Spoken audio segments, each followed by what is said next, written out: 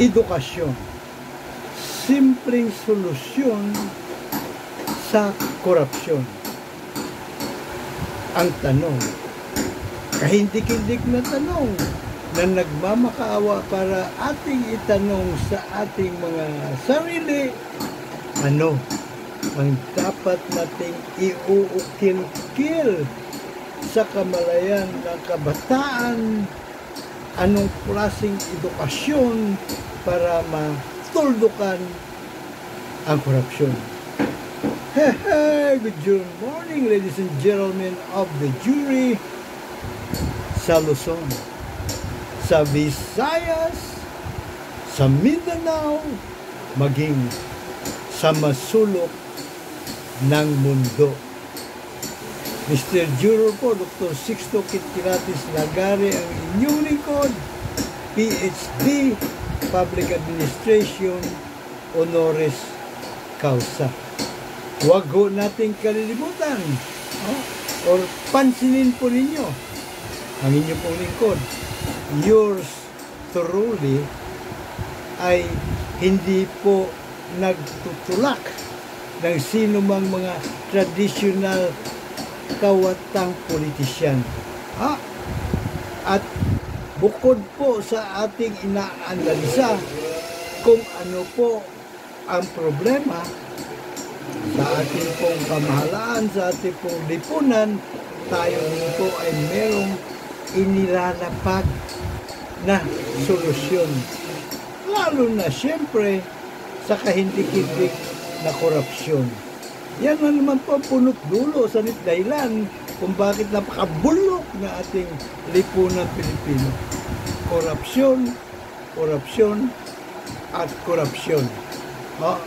So pansinin ninyo yung ibang komentarista. Ang gagaling, magagaling po silang malungkat sa mga bagay-bagay kung paano mga modus operandi ng kurakutan. Ano po, pero meron basta inilalapag na solusyon sa korupsyon? Kung meron man, wala sa tumbok eh. Dispalinghado. Ano po, yung mga anti-political dynasty law, SALN. Anyway, mamaya po natin pag-uusapan yan. Meantime, pakinggan po muna natin ang sentido komon ni Cardinal Tagle kung ano pong klaseng lipunan o problema sa ating lipunan at ano ang posibleng solusyon. Cardinal Tagle, bring it on!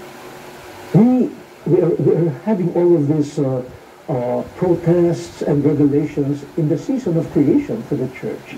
And the season of creation reminds everyone we are stewards. No one should pretend to be the owner and the lord of everything. When we look at it, every position of responsibility, in the family, in schools, in the government, are positions of stewardship. You take care of what has been entrusted to you, not... Dahil mga Cardinal Tagle, excuse me lang po. Ano po? So, unang punto ni Cardinal Tagle, stewardship. Ito pong simbahan, nag-evolve na po ito eh. Kasi nung araw, ang kalakaran po, yung First World Order, paghahari-harian. Right? And so, ang sabi nga ni John Acton, nung araw, sabi niya, power tends to corrupt. Absolute power corrupts absolutely. Kanya po tinutukoy dito ni John Acton yung pong kapangyarihan ng simbahan ng araw. Kasi bilang sila, ay sugo ng Panginoon, so sila po ang mga nagtatakda kung sino magiging hari, reyna, emperador, bla bla bla. Kung tawagin ay investiture. So, sa kanila pong mga isipan, hindi sila nagkakamali. Hindi naniniwala doon si John Acton. Sabi niya, teka muna. Hindi naman kayo. Ano kayo? Hilo. Lahat nagkakamali. Kaya nga pinupunan niya, sabi niya, yung poder niyo pa lang di ba? Ang tendency noon, diba, ay magiging corrupt kayo dahil sa poder ninyo. Lalo na kung absoluto. Oh, absolute. Ha? Kumbaga hindi ka nagkakamali. Diba? Katulad ng ating Korte Suprema, ang paboritong linya niya ni Atty. Humubono Adasa. Atty. Bono, shout out, kumusta na ikaw?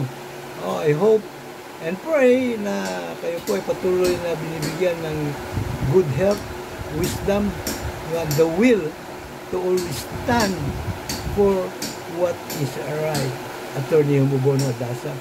So sabi niya, hindi available ang mga maestrado sa Korte Suprema dahil sa ubod sila ng gagaling at di nagkakamali.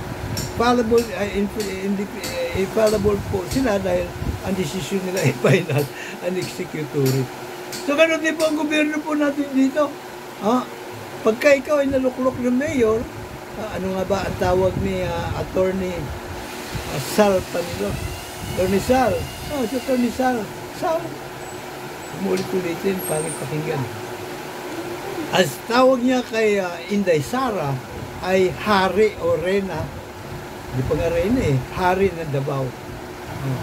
Ayun naman talaga hasta na lahat ng mga nagiging mayor Hindi po ba? So, bakit ba sila may absolute power? May absolute power nga ba sila? Wala naman Di ba?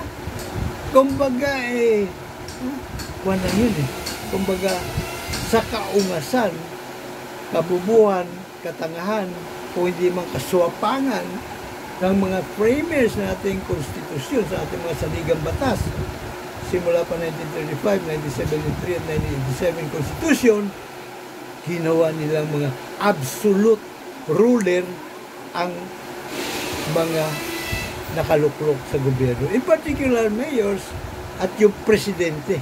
No? Dahil kung dati-dati si President Marcos lang pwede maghari-harian sa buong bayan, nung ipinanganak ang local government code, kung saan nabigyan ng local government authority, ang mga local government officials, ayun, nakakapag-hahari-harian na rin sila. Case in point, Digong Duterte. Saan niya ba hinugot? Yung lakas na load niya, bakit untouchable siya sa Davao? Diba ba? Anyway, ipagpatuloy po ninyo, Cardinal Tagle. Not as your own property, but as you said, the blatant manifestation of all these things seems to be also a manifestation that people are in the illusion, I own.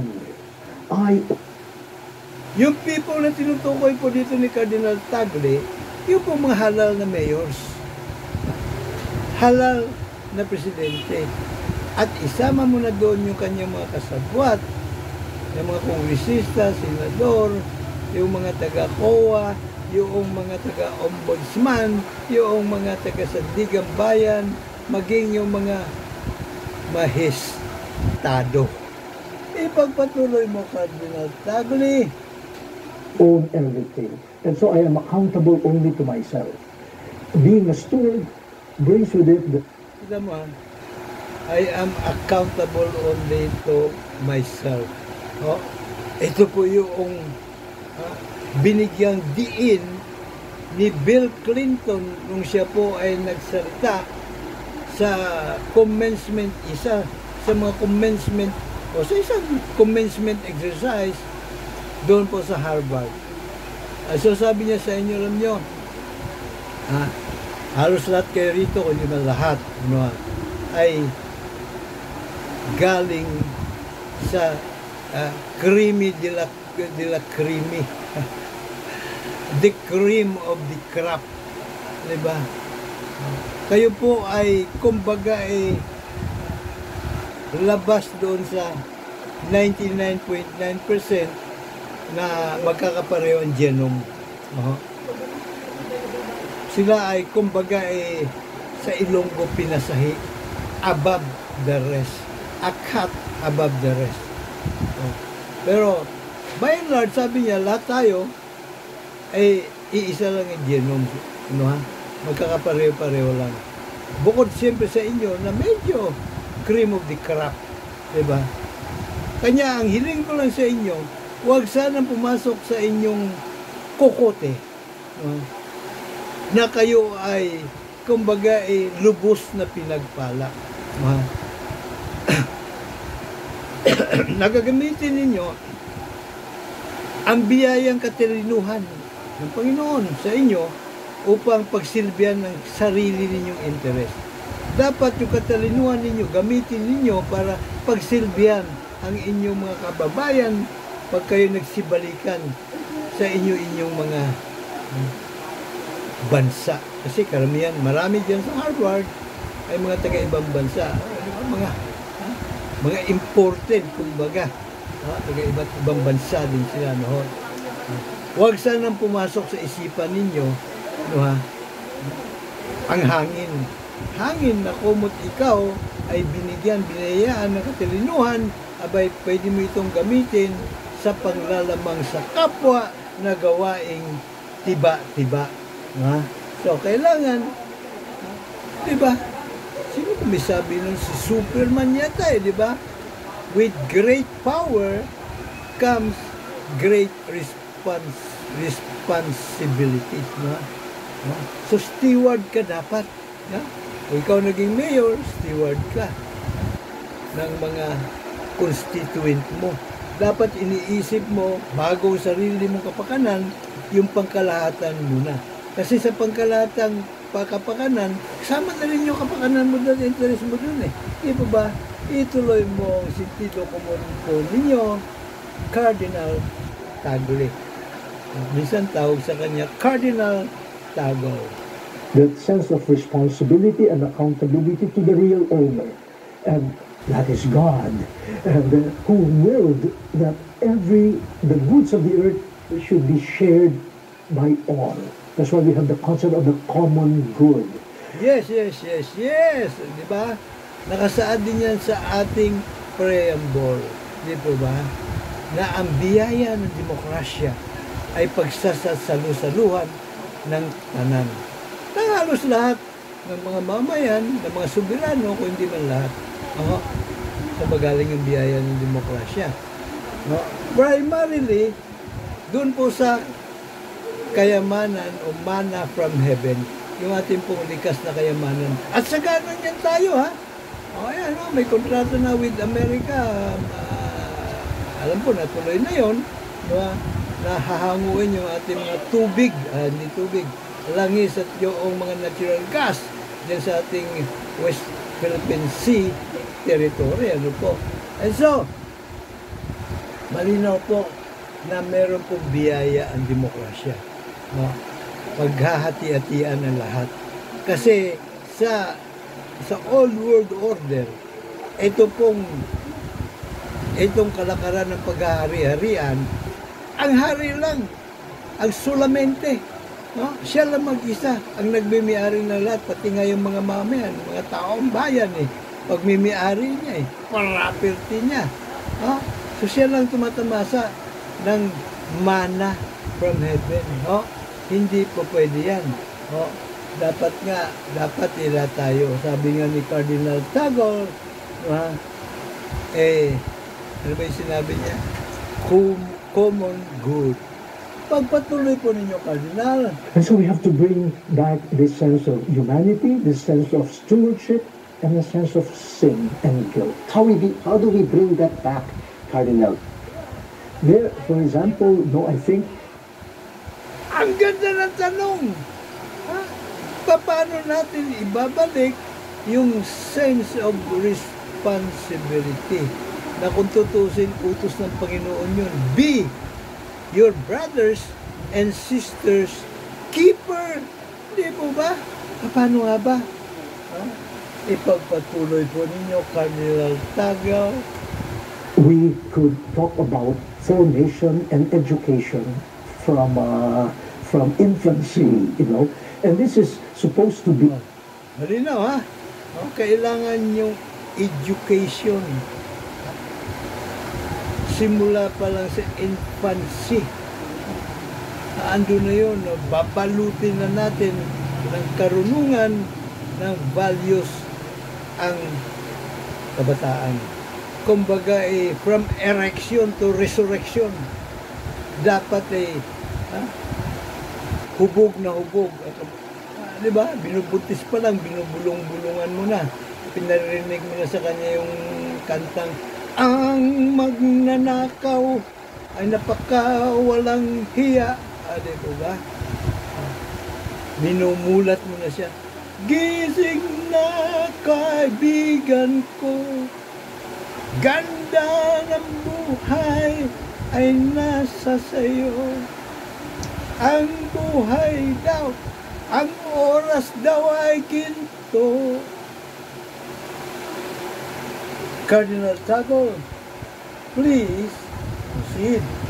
The concerted effort of the government, of schools, of families, and also church or faith-inspired communities. Now, we should work together in terms of the education and the formation of our young people.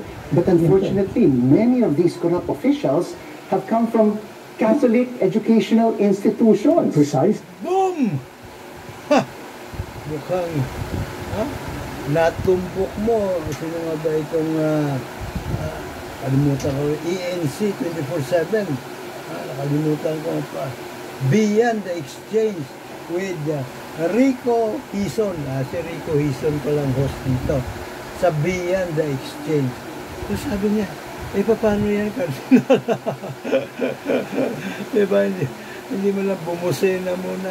Ay, yung ating mga pinagpipitagaan ng mga kawatan, dignified kurakot, pambihirang pati sa tinatawag ko nating Your Honor. Ay galing din sa mga institusyon ng religious authorities. Pambihira, religious authority. Kasi meron iba't iba silang denomination eh. So, mga religyoso sila eh. Tingnan natin yung matalihagang tugon ni Cardinal Tagle. So is it a failure in the education system? Is it a failure in the Catholic faith as well? Well, Alam nyo, talagang failure ito ng education at failure din ng Katoliko. Kasi actually yung Katoliko naman ang punot dulo, pasimuno ng mga samut-saring kaungasan eh.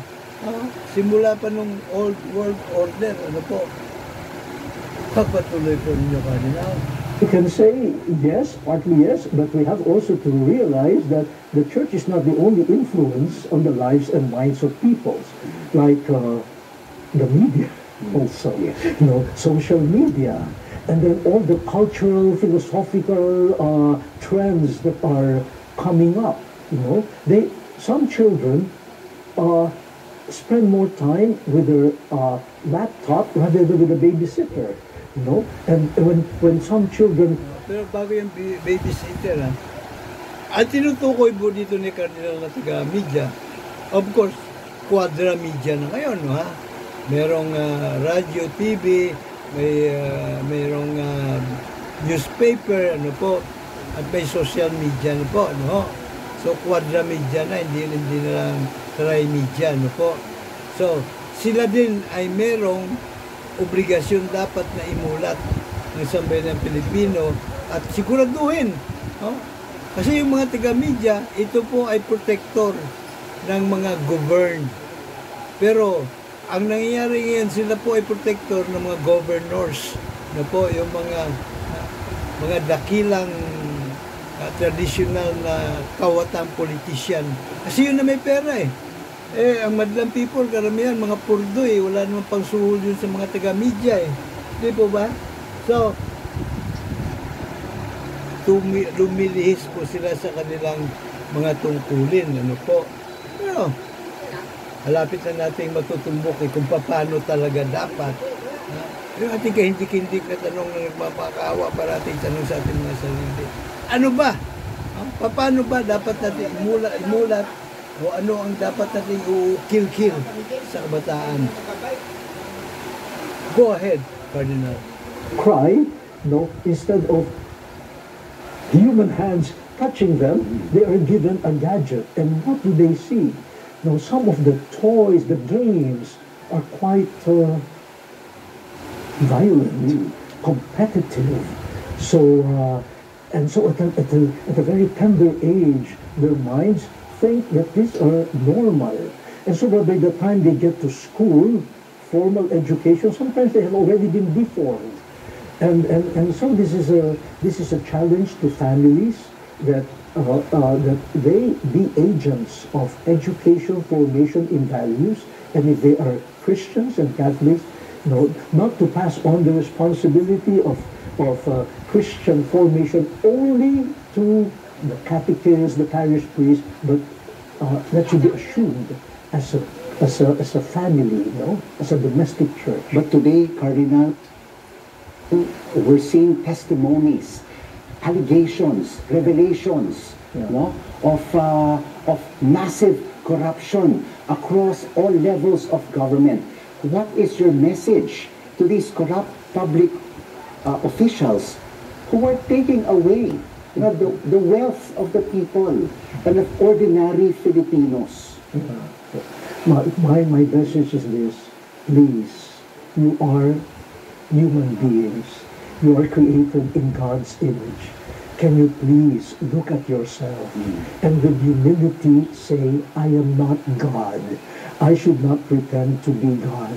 I am a creature with many other creatures. And so my responsibility is to take care of what God has given to us for the good of all.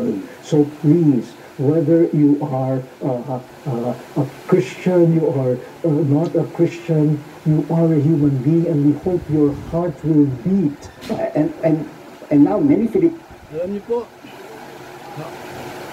ladies and gentlemen of the jury,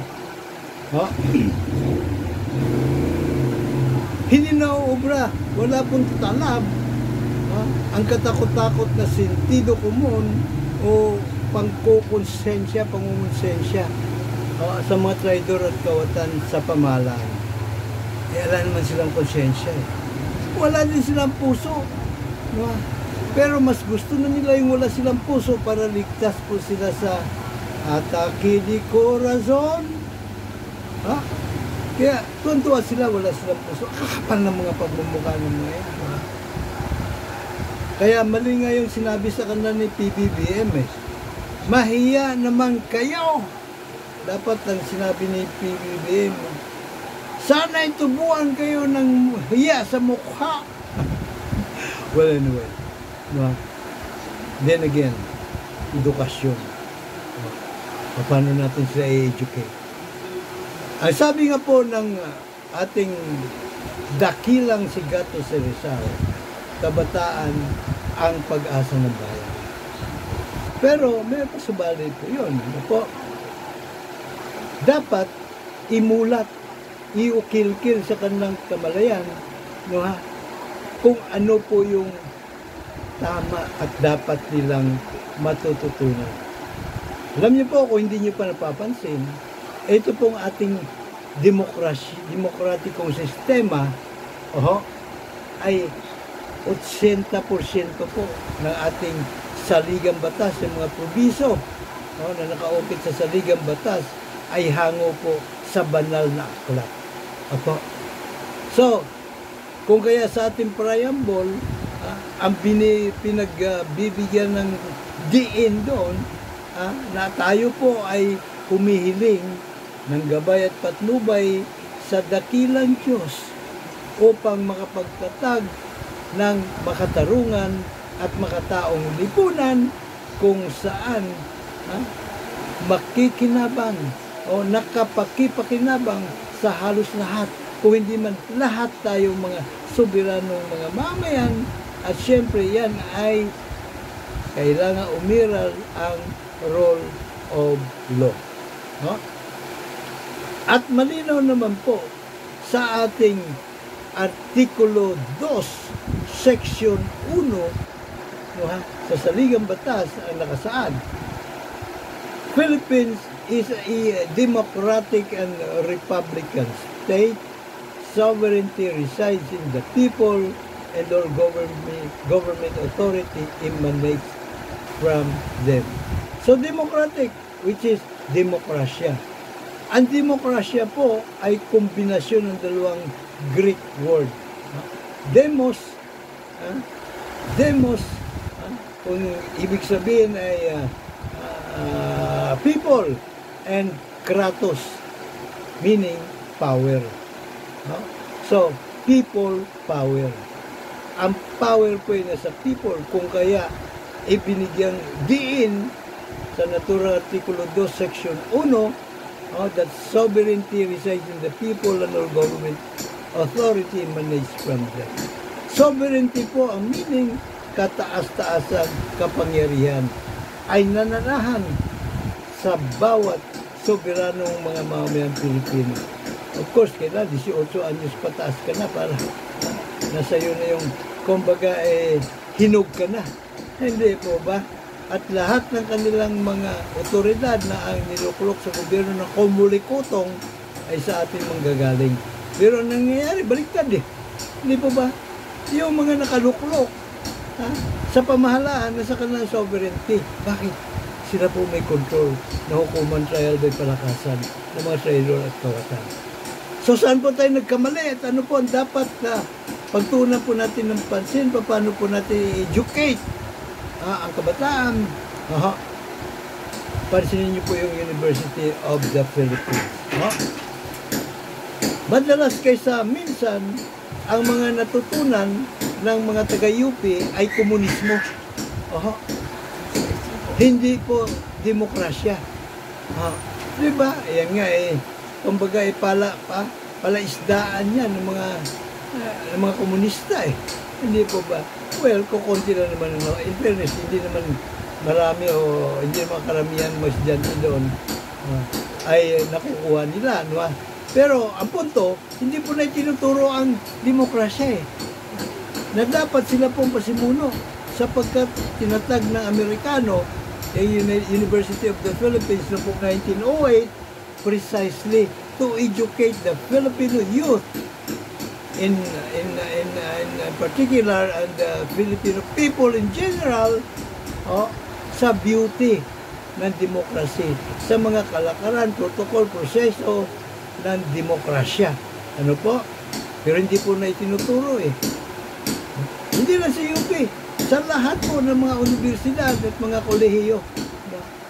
In fact, sa Department of Education, dapat elementarya pa lang hinuhubog na ang kamalayan ng kabataan sa tunay na anyo, hugis at kulay ng demokrasya. What is democracy ba? People power, di ba? Power to the people. Kaya nga sabi ni Abraham Lincoln, democracy is government of the people, by the people, for the people. So, ang sovereignty sa ninuhugot ng mga Pilipino sa karapatan sa trial by jury. Because the right to trial by jury is the epitome of democracy. Kambal tuko po ito, package deal po ito ng demokrasya. Ang demokrasya, kung walang karapatan sa trial by jury ang mga mamamayan, huwad na demokrasya yun. Patay na demokrasya. Bakit? Walang puso sapagkat ang karapatan na yan sa trial by jury, naumusga. Kung sino, kung ang mga traidor at kawatan, mga mandarambong, mga land grabber, mga drug lords, smuggling lord, waiting lord, pugo lord, at mga mamamatay tao na inaakusan ay guilty o inosente. The sovereign power po yan ng birthright ng isang mamamayan na ipinanganak sa demokratikong bayan. So, yan po ipinagkait sa ating 1935 Constitution, sa ating 1973 Constitution, at sa ating 1987 Constitution ng mga kung hindi bobo at tanga ay mga suwapang din ganit gahaman ng mga framers. Gusto nila ipagpatuloy ang iniwan na sistema ng kabuktutang hukuman trial by palakasan ng mga Kastila, ang Real Audiencia de Manila na kaungasan na ginamit sa ating mga ninuno para lupigin ang ating mga ninuno, at ngayon ginagamit naman na ating mga kababayan, hindi na mga dayuhan ng mga hinayupak na animal na ito, mga kababayan na po natin ito. So, baguhin po natin ang ating pananaw. Oh. Kasi pananaw na karamihan sa atin, mga Pilipino, mga butante, mata pobre.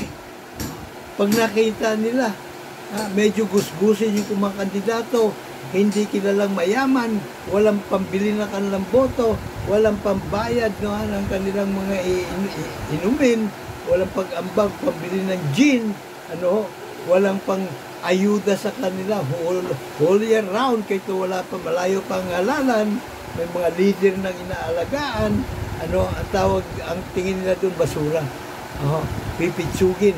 So, no pansin na sa kanila. Maging yung ating mga taga-media, pansinin ninyo. Ako, pinansin ko talaga yan. Ako mag-ain ng COC sa Comelec. Abay, wala, hindi ka, kumbaga, hindi ka titingnan ng mga taga-media na naroon. Mga ipokrito nga, mga mata pobre, mga taga-media. Bakit ka mo? Pero kung ang pumasok na doon, sikat, kilalang may kwarta, kilalang kawatan, may pagsusuhol, abay, daig pa ng mga lintik, ang mga linta kung makadikit, Kasi alam nila, kailangan nila magpalakas doon sa kawatan politiko na yon para pag nanalo na naman, nasuhulan na naman ng kumulikotong, abay, o pwede na naman silang lumapit doon at, sir, bata nyo ako, Tapos maggagawa pa ng artikulo yan na pabor talaga dun sa kawatan, pinapopogi lalo. Dahil meron po silang interest, mga kawatan din po sila. Mambubudol din po itong marami sa ating mga taga-media na sinasabi. Miski ngayon, tingnan nyo mga taga-media, mga nagkukomentaryo. Sino bang, in fairness, magaling po sila maghalungkat ng modus operandi ng mga kawatan, ba't natutumbok po nila at nakikita nila kung hindi man tukoy kaya pinapahapyawan na nila kung sino ang nambubulsa ng pera po natin pero teka muna alam mo may good news at least hindi na po binubulsa ng mga politikong traditional kawatan ang pera po nating mga mamayan, hindi na binubulsa, minamaleta na talaga, mali-maleta na. Pambira mga kawatan to.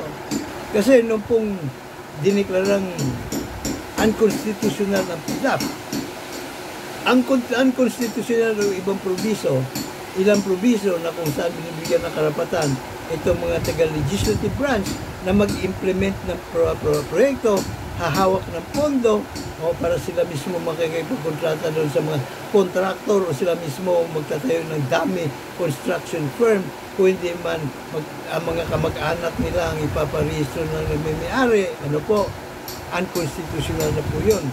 So, tayo ba ay nakinabang? Hindi po Lalo pa kamo tayo nalintikan. So, walang dapat kumbaga pangangalandakan si Greco Belica dahil siya naman po in fairness ang promotor ko noon,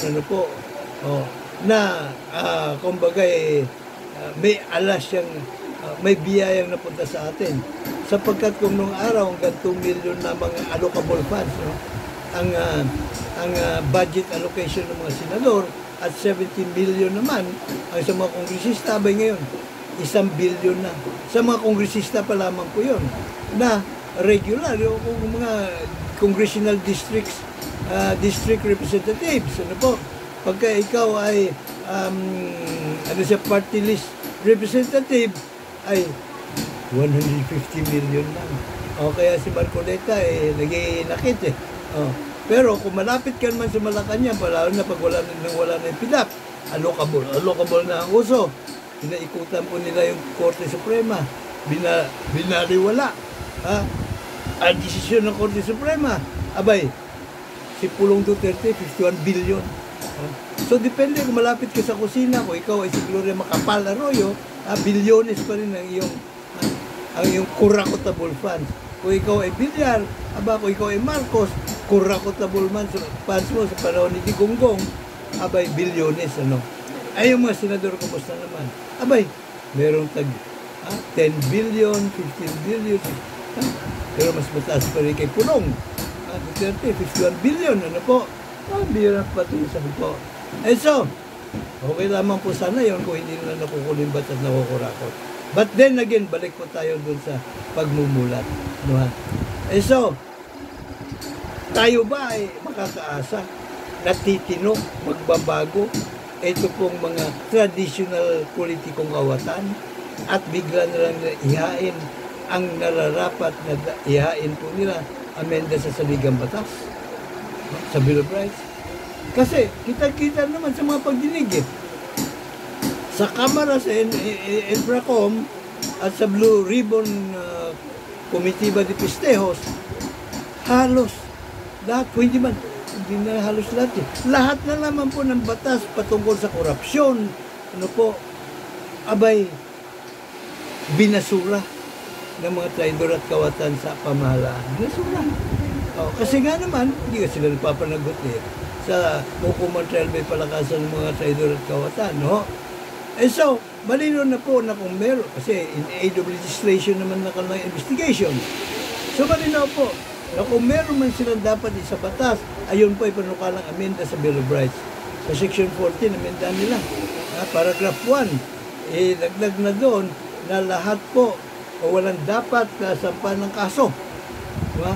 Maliban na lamang kung may sakdal na mula sa grand jury of we the people, 18 anyos pataas, marunong bumasa at sumulat, randomly selected.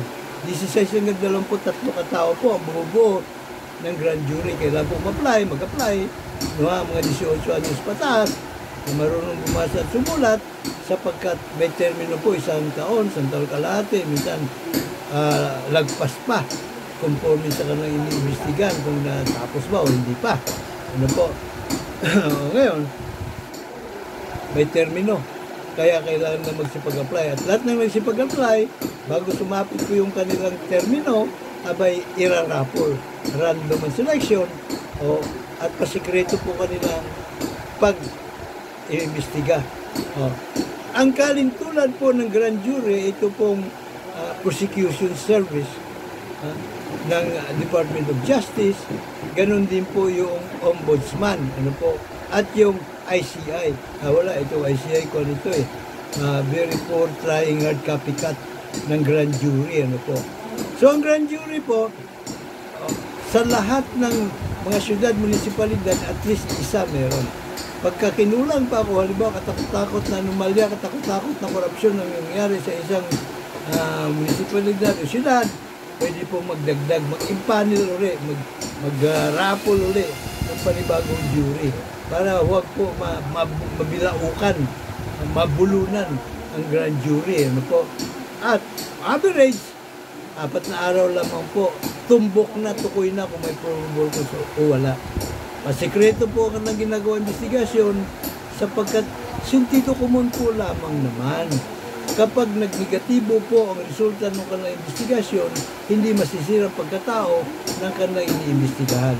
Isa pa, kung sekreto po ang kanilang investigasyon, abay, hindi makakatakbo karakaraka tulad ni Saldico.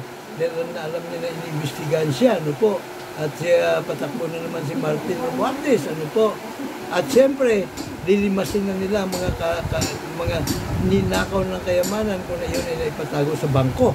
At hindi sa mga kahadihiro po nila, sa mga kondominium o mga mansyon na pinagawa po nila, galing po sa ninakaw nilang kwarta natin. So, yan po magandang doon. Yan ang sentido komon ng pasikreto kung mag-imbestiga ang grand jury. At hindi po pwedeng sagkaan ang sakdal o akusasyon ng grand jury kahit ng Korte Suprema o ng Pangulo ng Bansa. At kapag kayan po ay kanila nang naibato, doon po sa trial jury, pupunta yan sa hudikatura, irarapol sa mga judge. Pagka yan po ay nairapol na sa mga judge, abay, ba yun? Forthwith, di ba? Magsasagawa po ng paglilitis. Although, bibigyan po muna ako sa akusado ng pinakawalang-wala 7 buwan para paghandaan ng kanyang depensa. Pero pagkatapos sa 7 buwan, araw-araw po ang paglilitis. Mula alas 9 na umaga hanggang alas 4 ng hapon. At hindi din po naman kinakailangan sequester ang mga jurors kung hindi masyadong matindi ang banta sa kanilang buhay. At sila naman po ay protektado din ng mga secret service agents na nagsasyado sa kanila para pangalagaan ng kanilang buhay, maging yung kanilang pamilya, buhay ng kanilang mga pamilya. Ano po? At bantayan din ang mga posibleng lalapit sa kanila para sila isindikatuhin. So, ang mga jurors po ay may obligasyon na i-report sa judge pag may kumausap sa kanila patungkol sa kaso. At hindi din po sila kilala eh. Diba? Hindi kilala itong mga trial jurors. Ano po? At kapag hindi po sila nag-report, mananagot din po sila sa batas. Maka-trial by jury sila. Pagka isinumbong po sila ng mga secret service agents na may kumausap yan.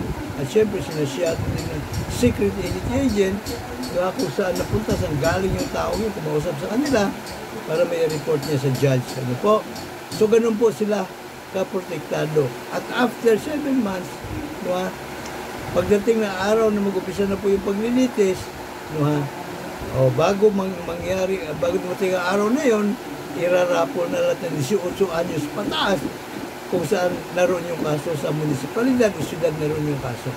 Obligatory naman po yung jury duty sa lahat ng 18 anyos pataas. So, pag summon sa kanila sa ganitong araw, pag-report po sila po ay bigyan ng orientation. Pagkatapos i-assign na po sila by raffle doon po sa kanya-kanyang mga korte naman. Kung saan nag-aantay doon yung judge, yung prosecutor at yung defense lawyer para sila po ay salain o pagsinuhin po sila sa pag-asa na ang maimpanin na 12 ay walang bias para sa magkabilang kampo ng kaso. Ganun po ang beauty ng hukuman trial by jury. Ano po? At sa bilis po ng paglilitis, at siguro may tanong ninyo, paano yung mga Pilipino, karamihan sa atin, grade 1 lang inabot, may back subject pa. Iba, mga elementary lang tinapos. Konti lang yung mga college level o lalo na college graduate. Paano na maintindihan yung mga highly technical terminologies na halimbawa yung corruption, ano yung mga architectural design, ano yung mga accounting parlance, madali naman po yun. Sapagkat sa grand jury man o sa trial jury, pwede po silang mag-hire ng mga expert witness. Ano po?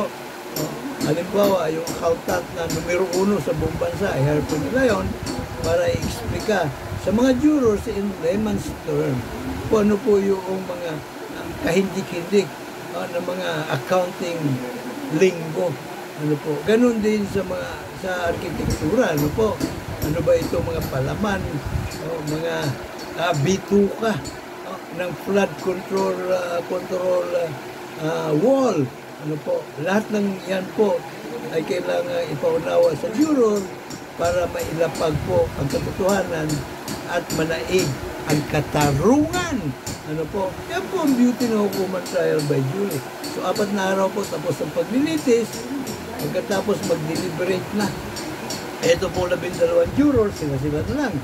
Wala na yung judge, wala na yung prosecutor, wala na yung defense lawyer, wala na yung audience. Ano po? Sila na lang. Ano? Para magsagawa ng unanimous decision. Guilty ba o not guilty ang akusado sa korupsyon, akusado sa human rights violations, akusado sa land grabbing, akusado sa waiting lord, gambling lord, smuggling lord, ano pa, yung death squad lord, ano pa, drug lord, yun. Sila na lamang po. Pagka meron po sila hindi maintindihan, patatawag na yung bailey para kunin yung transcript ng record po ng korte para talagang mailabas po nila, maliwanagan sila pong lahat. So, 4 na araw ang deliberation. Ang deliberation po, conforme kung matindi-tindi yung minsan inaabot ng mga kay Imelda Marcos sa RICO case niya, inaabot ng 11 araw Ano po, 11 araw yung pong deliberation. Ano po. And so, verdict pagka nilapag na yung verdict, wala na marami pang-uuto, pang-uguyo, buladas, o ano-ano pa. Guilty, o kaya not guilty lamang po. Hindi katulad ng mga, kita mo yung ginawa ng maestado, yung Teresa Judas, 97 pages yata. Ay kung hindi mga kasinungalingan, pang-uuto, pang-guguyo, walang mga batayan, ano, ang mga naroon. So dito po talagang, sapagkat ang dinidiscovery lamang po ng juror, ng jury, katotohanan.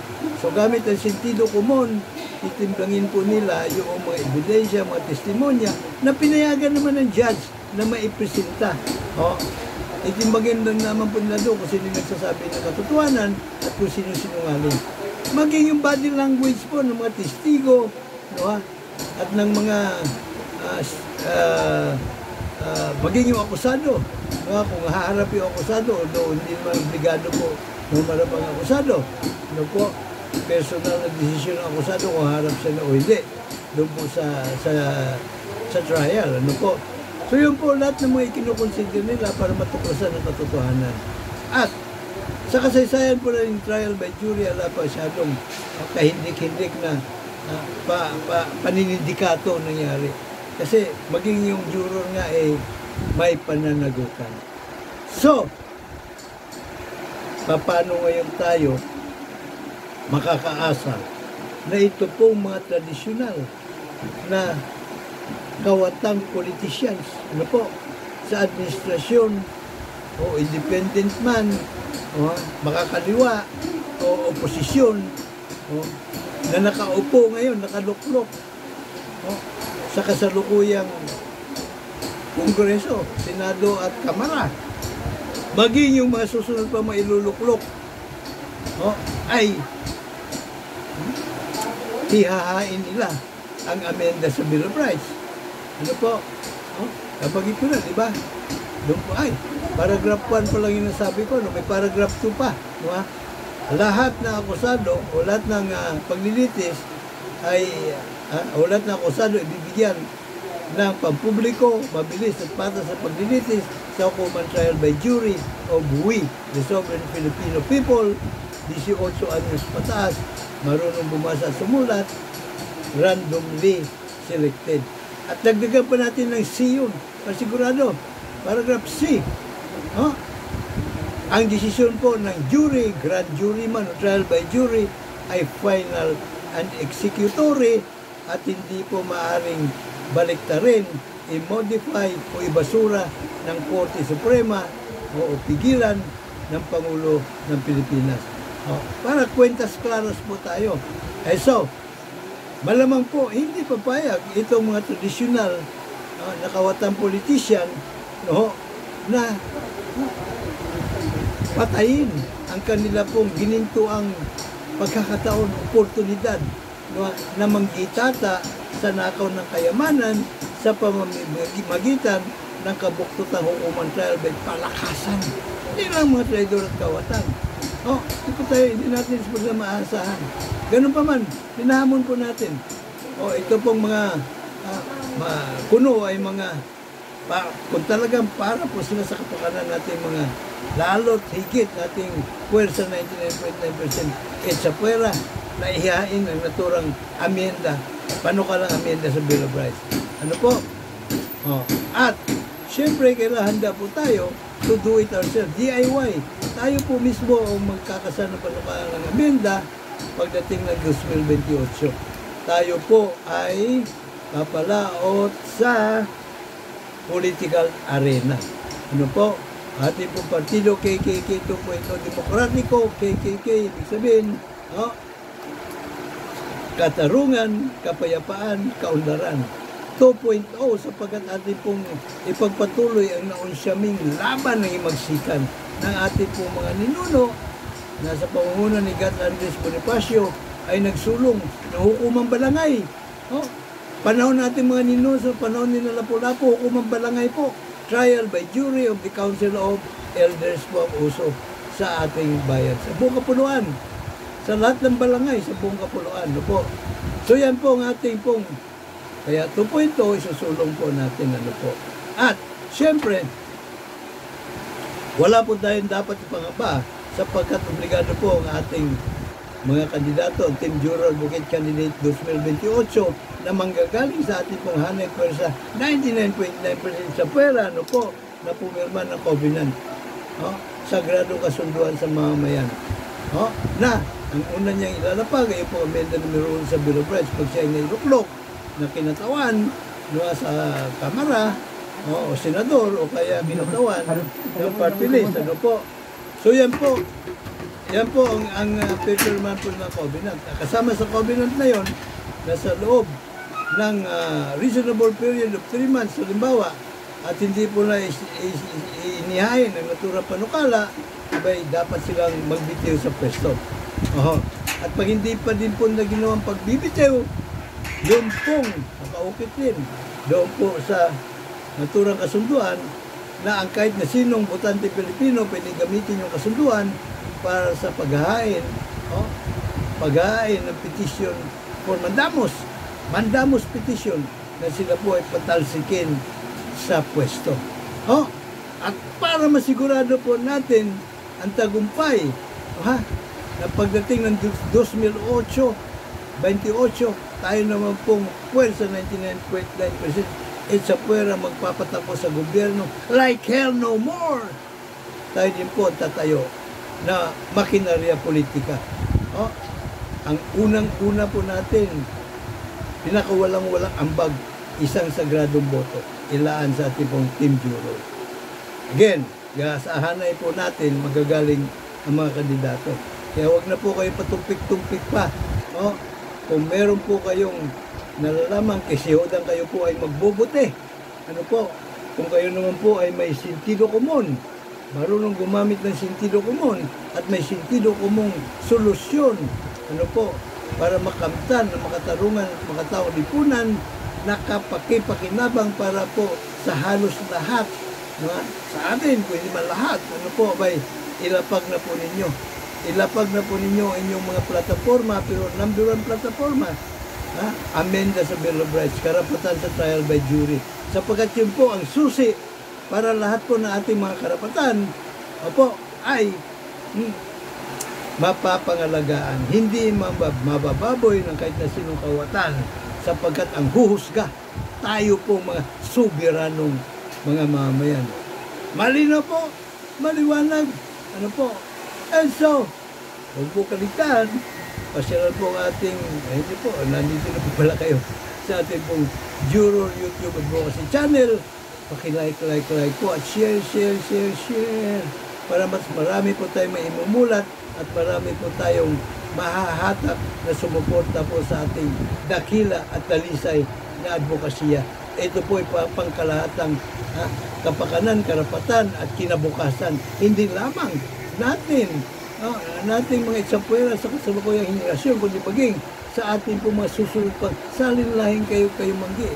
Sa ating po mga apuhan till His kingdom come. At syempre, mag-subscribe na rin po kayo. Libre na naman subscription dito po sa ating YouTube Juror Advocacy Channel. Nang updated po kayo sa ating po mga isinusulong na kapakanan para sa kanila. Kaparin nyo lagi nakanda maglingkod, Mr. Juror, Dr. Sixto Kilatis Lagari po lamang, PhD, Public Administration, Honoris Causa. May God bless us all. Dapat lang Juror ka. May God bless Philippines. Hanggang sa susunod na episode.